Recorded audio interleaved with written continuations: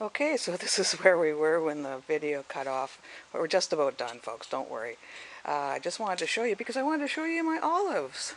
And I actually do have an olive on here. There we go. It's you need to have two different kinds of olives to pollinate each other, and they're a little fussy. The gentleman I get my trees from, he actually goes out with a paintbrush and and pollinates by hand. Um, I'm a bit of a lazy gardener, so I don't do that. Let me just say it. You can see we've had some really, really cold weather this year, and the tips. I've lost the tips, but that's okay. It'll just push out. It's all good. So yeah. So and again, I've got flowers throughout. Of course, got some beautiful, beautiful crocus. Yeah, I was up about 7 o'clock this morning and looked out front. Have a front garden as well that I'll show you another time. But we have deer, and I actually have a family of deer living right next door, and Mama and the kids were out front having breakfast on my crocuses this morning. So um, yeah. Anyways, just opening the front door was enough to inspire them to go away. So I enclosed the backyard so I could grow food here. The front, I can't grow anything, barely flowers, because the deer will just eat everything. But I'll show it to you sometime. I just wanted to give you a brief background into myself and why I've done my backyard. Obviously, some of you are probably going, oh my God, that place is huge. Why isn't she doing more with it?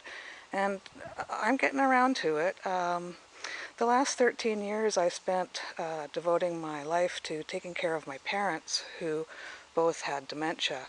I moved back into the family home. This is the house I grew up in. And, spent the last 13 years caring for my folks. Lost my dad in 2011, and unfortunately just lost my mom in April. They both lived well into their 90s. They had a good life. Of course I miss them, but taking care of your folks, if you haven't done it, uh, let me tell you, it's a lot of work. Not only physically, mentally. It's, well, there's no words. If you haven't done it, you'll never know unless you do it. And people who have done it, you know what I'm talking about.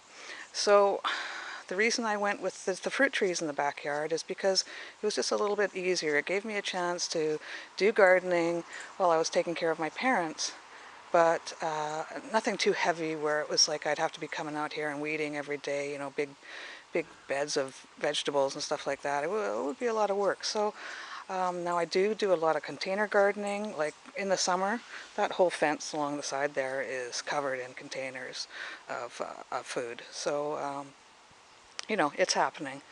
But I've got a little spot here left for one more tree, and I thought, I think I'm going to plunk a raised bed in there. Yeah, so it's going to happen. My ultimate goal would be to have this as a food forest. And hey, it's something to work towards. But in the meantime, this is it. This is what Garden Ho's been doing. So thanks for joining in, and thanks for sticking with me. This has been a long video, but a long time coming too. I'd also very quickly like to thank Martine Bruchot, Organic's Best Urban Gardener. He has been a wonderful inspiration to me. I've got lots of great advice from him on his channel, and he was another inspiration to do this today. So thanks, Martine. All right, you guys be good to each other, and I'll see you again sometime soon. Bye for now.